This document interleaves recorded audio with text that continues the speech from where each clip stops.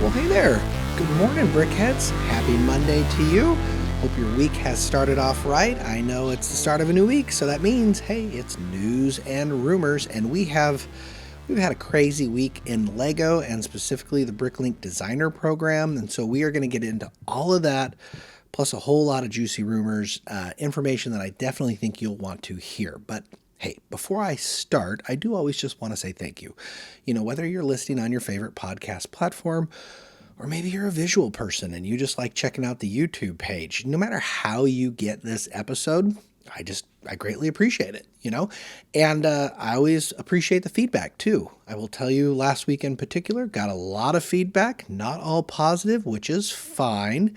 Some interesting comments. I will say, if you're going to leave me a comment, at least do your research. Like, isn't it annoying when people leave you just a comment that's like, duh? You know, anyway, we'll get into that later. But if you leave me a comment, that's fine. I will get back to you within 24 hours, but leave me a good one at least. Come on, let's at least get into some discourse. But anyway, it is Monday, June 16th, which means yesterday was Father's Day. So I also want to say happy Father's Day to all of those Lego dads out there. I hope it was a great one for you.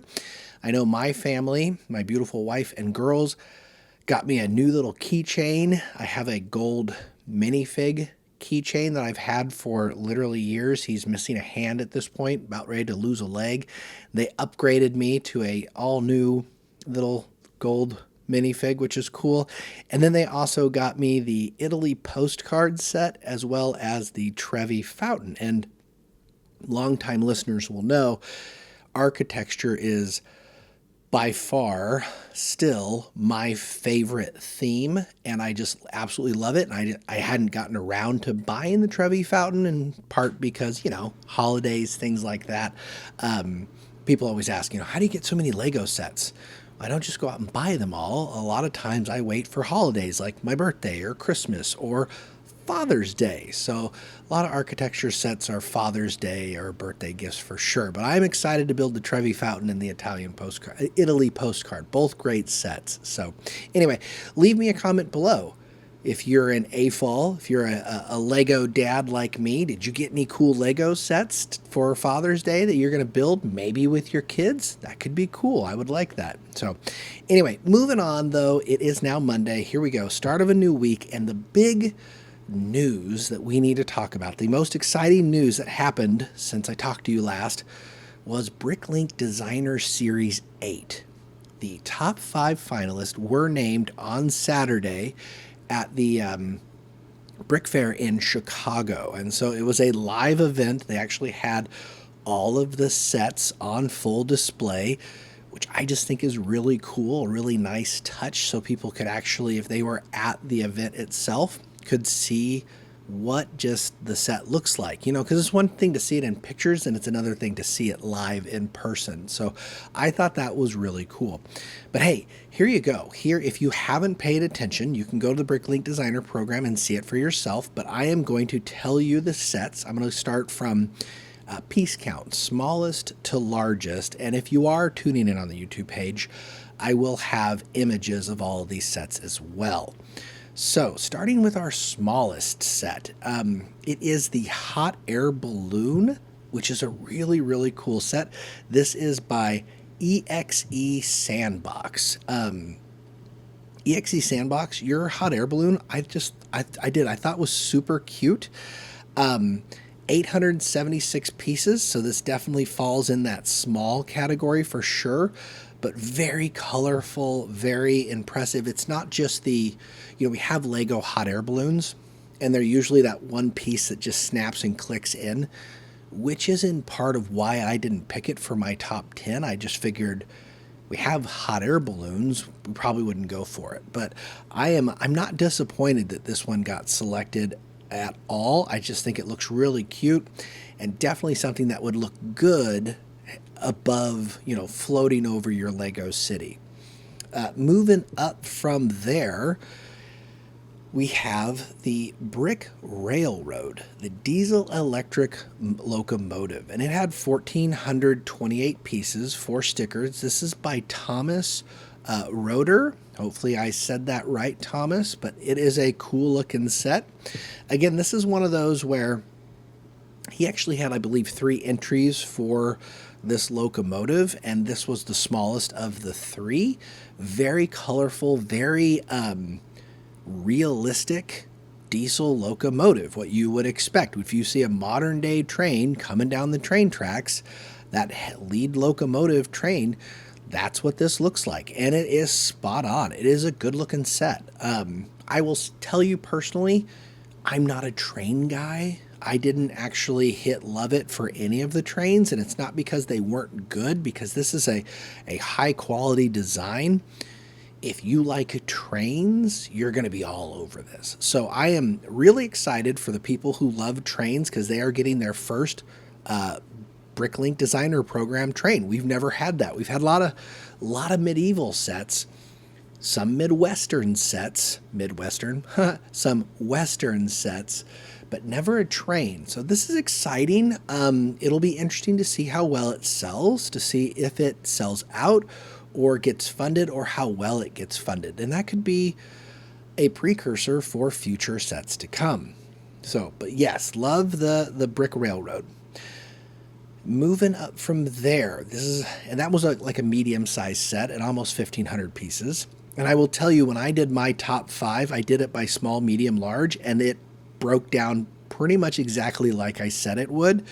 The next set is the Coconut Cape, and it has 2,425 pieces done by Ballistic Bricks. I'm going to be honest with you, Coconut Cape, really good looking set, but it was not on my radar at all. And this is, I think, kind of cool, honestly, because I love seeing sets that get selected that just I didn't see. You have 384 sets to choose from. Sometimes you just gloss over some, and they don't strike you on that initial image. And this was one where I was like, oh, I didn't even notice it. But now that I look at it, yeah, very solid. I think it's going to do quite well. Like I said, 2,500 pieces, nice middle of the road set. I would imagine it's going to be around a $200 set, but it's got the, I don't know, it just feels a little Key West to me, honestly. And I think that's probably the look they were going for, where it's a bit castle-y at the base with almost looks like a church with the distinct coloration above it. But it's really cool. You got a garrison sitting up top getting ready to shoot their cannons. Feels very, very Caribbean-esque, if you will. So definitely a good set. Again, very excited for it, and congratulations to Ballistic Bricks. And then there leaves 2 left, our large sets. And again, I would say, like, we're going to have 2 large sets for sure. And one of them, I didn't get them all right, but I did get 20% right. My top 5, this was one of my choices, the University of Science by King Creations. 3,995 pieces. Guys, this set is such a banger. I absolutely love it. King Creations is an amazing designer. Actually, the first time three-peat winner for Bricklink Designer sets. He has a Series 3 set and a Series 6 set, I believe, but just does really good work. He had, I believe, 4 design submissions here, and the University of Science, I think he has submitted that twice before. I think it started with Series 6, did some refinements on it, and then Series 7, and finally here in Series 8, it got selected. And it's just really good. Set on a hinge so you can actually display it fully open, where you can see all the interior classrooms, all the science-related classrooms, and then you can seal it up. And it has this really cool, like, old school university vibe, right? Like it's some sort of Ivy League, Harvard, Yale type building, but it also has a bit of like a church flair to it, which I like. And the way he did the exterior windows and the central facade, it just looks really good. At 4,000 pieces, it's probably going to be a $350 set if I had to guess. Hopefully not 400, because like I say, it's not IP, so hopefully 350 is what we're looking at there. But King Creations, congratulations. I think this is well deserved. And again, hey, I got one right, 1 out of 5. And I think that's not bad considering I had 384 to choose from. So anyway, moving on from there, the final set selected was the Duskmark Keep. And this is a great set by Brick Project in even 4,000 pieces. For me personally, the Duskmark Keep, it kind of got lost in the mix of all of the other castles. So the variation on it, I think, is what I didn't catch my eye, but it definitely caught a lot of people's eyes. I think they really are going to like this. It's different, but it's not so different that it won't blend in well with the other medieval castle style sets. But very cool. You got your it can open up huge and wide, almost like a giant wall, so you could incorporate into a city that way, and then closes back up to have it more of a compact castle style build. And the interiors look really good. It's a nice set. You got one main like tower area with 3 rooms in it, but the majority of it is just that outside, just good coloring. That it's not just all gray. It includes that tan and that nougat color as well. So just think it's very solid. So congratulations to Brick Project. This is another one I think a lot of people were hoping for. I believe this was a resubmission as well, and so well-deserved. And just well-deserved to all 5 of the designers.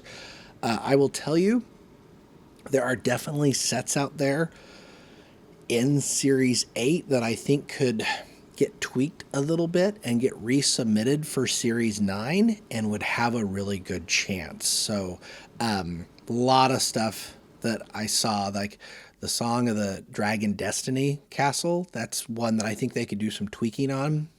Could totally be a Series 9 set for sure. But hey, if you like these sets and you want to get one, you can. You're only going to have to wait 18 months to do it, which is so funny to me. Crowdfunding for Series 8 starts June of 2026, which is just kind of bonkers. So let's hope the hype train for the series, as well as Bricklink Designer Series in general, stays high for this. But yeah, it's going to be June of 2026. And then when you pre-order it, it's another 6 months. So if you want this set, plan on getting it Christmas of 2026.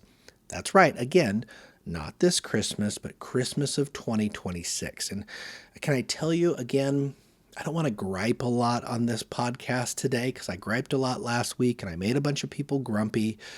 But I will say, if Bricklink could do anything, it would be to speed up their turnaround time. I'm not saying by much because I know there's an entire process that goes into this. But gosh, you think about it, like you're excited, you just voted for these amazing sets and you're like, yeah, this is awesome. And you got an 18-month lead time before you can actually get it into your hands. So that's just kind of crazy. Anyway, we do have Series 6 and Series 7, though, to keep us busy.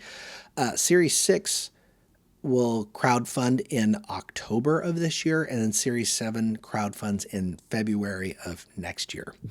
And then, hey, speaking of crowdfunding, the other big thing that happened this week, which I was not particularly happy about, but I don't think people thought I was not happy about it for the right reasons, so let me explain. And that's the Series 5 Bricklink Designer sets. They went on pre-order this week. And so, yeah, if you're interested, Series 5, one of the hottest series, I would say arguably, in all of the 8 series that we've seen so far. 5 fantastic sets, 5 fantastic designers. Those went on sale last Tuesday. And here's what happened. And I said this already, I believe, but basically 48 hours before the sale went live, Bricklink came on and said, hey, we are changing the game. We are variable set limits. meaning Bricklink Designer Series, you get a 30,000 set limit, right? The set gets funded if it hits 3,000 orders, and then it sells out at the 30K mark. And collectors weren't excited about this because if they weren't logged on right away, especially if you were in a bad time zone, for example, they could totally miss out. Like I had a person comment, I didn't want to get up at 1 a.m. to buy a Lego set. And part of me kind of laughs because I'm like, that's what I did to get my Millennium Falcon back in 2017, because you had to be there at midnight and hope the website worked to get your set. It doesn't happen as much anymore for sure, but these whippersnappers nowadays don't remember back in the olden days when you had to refresh the Lego site 10 times just to get it to function to order your set at midnight. But that did happen. But anyway, they upped it, and they didn't tell us how many sets, but when it got released, all 5 were funded within the first 15 minutes. That means all 5 had pre-orders of at least 3,000 of these sets within the first 15 minutes. Adventures of Transylvania, that was the big one. That was the one that people were driving for. It got funded in the first 5 minutes. I was watching. In fact, Adventures in Transylvania, it was 2/3 funded. At least the line was up about the 2/3 mark within the first hour. So I put out a short that said, hey, this set is going fast. Don't forget, these are on sale. Make sure you get yours before it's gone. But anyway, when you actually went into the site, you could see here comes the variable set release, meaning it was no longer at 30,000. At that point, when I first looked at it, it was actually at 40,000. And so it was at 40,000. Tortuga, mushroom, and popcorn wagons were all at 34,000. The antique shop hadn't moved yet. It was still at 30,000. But then it was funny. By the time I got home that night, they had upped it again. So Lego, they weren't kidding when they said they were basing pre-orders on variable, set, like the variable set limits. They had actually upped it to 50,000. So by the time I got home that night and you thought it was going to sell out, the bar, you had plenty of room left. It was kind of crazy, to be honest with you. And if they had kept it at 30,000, it was actually Adventures in Transylvania is the fastest Bricklink Designer Program set to hit the 30,000 mark. It would have done it in about 2.5 hours. And so the good news, if you're a collector and you've lived under a rock and you've not paid attention, hey, they're still on sale. We got a 2-week window. Okay, so they're actually still on sale through the 24th. As of this recording, you can still get your hands on every single one, and that includes Adventures in Transylvania. So anyway, the part where people got grumpy with me is I talked about the simple fact of, first off, I like the 2-week window. It used to be 1 month. 1 month honestly didn't make sense because the majority of sales happen within the first 10 days. It's just how it goes. So they shortened that window to 2 weeks. That helps them with their lead time, which is one thing I literally just talked about. I wish they could up their lead time. This will help with that. So the 2-week window is fantastic. I'm not a huge fan of the variable set pricing. And I said that, and everybody basically jumped on me because they assume I'm a scalper. I'm a Lego investor. All I do is, one commenter said, quit hoarding Lego for what does he say? Let me see if I can get this right. It was, Lego is a kid's toy. Quit hoarding all the Lego and go get a job. It's like, wow, man, some bent up aggression there. Well, good news. Not only do I have a job, I've had the same job for over 20 years now. So don't worry, I got that in check. Second thing is, I'm going to tell you all this, not a hoarder of Lego. I do have a lot of Lego sets, But 99% of sets that I buy are for me, that I open, that I build, that I display. I am good with buying one set. I don't need to buy 5 to resell. I really don't. And in fact, when I talked about Adventures in Transylvania, I was like, it's limited to 2. Do you think Lego set limited to 2 because they were like, this will help with collectors? I mean, don't be naive. If they only wanted collectors to buy it, they would limit it to 1. They would limit it to 1 set. So no one seems to be getting upset with Lego, but they're upset with resellers, right? Because they're scalpers. You're going to get more money. How dare you get my money? Well, Lego read the room, and now Lego's getting the money, which is fine, I guess. It's just kind of silly. Here's what I'm going to say, because I don't want to linger on this topic. I'm going to say 2 things.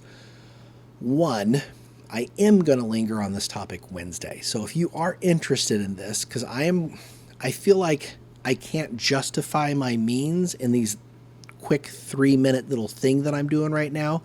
So I'm going to take an episode to actually really talk about what this means for Lego, what this means for the Bricklink Designer program, and what it means for not just investors, but collectors in general. And I'm going to take a look not just at the Lego world, but the world of collecting in general, and look clear across the spectrum from where it's 100% collector focused to where it's 100% investor focused, and talk about all the pros and cons with all of that, and where I hope Lego can be for the health of the program. Because that, I just want to make sure you know this before I move on, that is what I'm concerned about. I'm not honestly concerned about making an extra $5. I like it. I don't mind selling an extra set and getting an extra $100 because that just means I can put it right back into Lego. So yeah, I don't mind doing that. I do it very rarely, which I will talk about Wednesday. But my concern is the health of the program, because what I think about is Krakenator, Jonas Cram, that one guy, Steve, Sleepless Night, McTurer. Do you know those names? I hope you do, because those are the designers of all the Series 5 sets. And if there's anybody I'm actually really happy for, it's those 5 designers. Sleepless Night, when they made that announcement, Sleepless Night's probably like, dope. This is awesome, because, correct me if I'm wrong in the comments, but from what I have read, the designers get 5% of the revenue from these sales. So Adventures in Transylvania moving up to 50,000 sets, 5% of 50,000 is much better than 5% of 30,000. So I'm ecstatic for these designers. I absolutely love it, and those designers deserve every single penny. Don't get me wrong on that. They're the ones that actually deserve the money because they're the ones that did the work. Not Lego, not you, not me, but those designers. Lego just gave them a platform to sell through, right? That's all it is just basically putting it out there to show the world how good these people are. So these designers, again, they deserve our love, our respect, and they deserve our cash. That is what I'm happy for. I just want to make sure it's not those 5 designers that are going to get the love, the respect, the money that they deserve. I want to make sure the designers in Series 6, Series 7, Series 8, and beyond get the money too. Because don't you think for 1 second, if the hype goes away, that this is going to last. If the hype goes away and these don't sell, the program stops. And that means no one gets the money. No one gets the sets. The designers don't get the money. They don't get the focus that they deserve. And so that is my main focus. That is my main concern, is will designers keep getting the accolades that they deserve? Because these guys should. There's some really cool sets out there from really talented people. And I want this to be a long-term thing. I don't want it to be a dreams line that lasts for 2 or 3 years. I want it to be an architecture line that lasts for 20 years. That's cool, because that means more people get affected positively by it. So that's what I care about. Anyway, like I said, if you're interested more in that topic or my gruff opinions about it or want to just lambaste me in the comments, tune in Wednesday. I'm going to talk in depth about why I think the shifting in set release numbers and that going up may be good for collectors in the short term, but may be bad for collectors and Lego in the long term. And like I say, I'll explain more on Wednesday. Anyway, moving on from there, I do want to finish off with some really cool things because we have talked Lego Designer Program this whole episode, which is crazy, but it's been the focus. We got official images of a really, really cool set. And if you're tuning in on YouTube, you can see next to me, I have the Lego Mario Kart. Mario sitting on his standard Mario Kart here.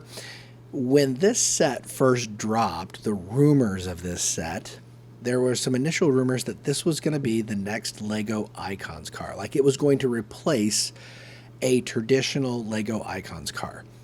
Thankfully, that was just a rumor. That did not come to pass. And instead, we got oh my gosh, guys, 10357, the Shelby Cobra 427 SC. This car looks dope. Like, I am a big Icons cars collector. In fact, all of my cars are actually at work at my job that I have. But that's where I keep all my space stuff, my Batman stuff, and my Icons cars. And I love them so much. Like, they're just so cool. And this Shelby Cobra coming out looks phenomenal. It comes out July 1st. If you're a Lego insider, which you should be. If you're not, you can't get it till July 4th. But it is going to be priced at $160. And I want to say it's around 1,500 pieces, give or take, so it's right around our normal price point. But $160, decent price, a little cheaper than the Lamborghini Countach that came out, last year. But just a phenomenal looking Icons car. It's done in that blue and white, which is kind of reminiscent to the Icons Mustang. So that same color scheme with those white racing stripes. But it's just so curvy. Like, they did a good job. In fact, I believe they had to do new molds for a couple of pieces to give it the right curvature that it deserved. And it's just going to be great. Like, I can't wait for July 1st. Again, that may be a day one buy for me, for sure. So, and then moving on from there, just a couple rumors I just want to make you aware about is we have some Lego Wicked sets. Rumors that we've got 3 that I want to talk about, and that is going from top to bottom is actually 75689, the KMO Co. 890 pieces, $80, fine. But 75687, this is a 7+ set, Elphabuzz Forest Hideout, so little kids, a 228 piece set for $25, should be pretty cool for sure. Definitely a play scale set. But the one that got my attention, if you are a fan of Wicked, and the movie's coming out this November, is set 75685. This is the Wizard of Oz wall art. And so looks like we're getting a new wall art piece. I do not know if it's going to be similar to like the Darth Vader wall art where it's all flat, or if it's going to be similar to, like, say, the Spider-Man where it's a little bit more 3D. What I do know is it's 1,518 pieces for $150. So again, right in the price point there.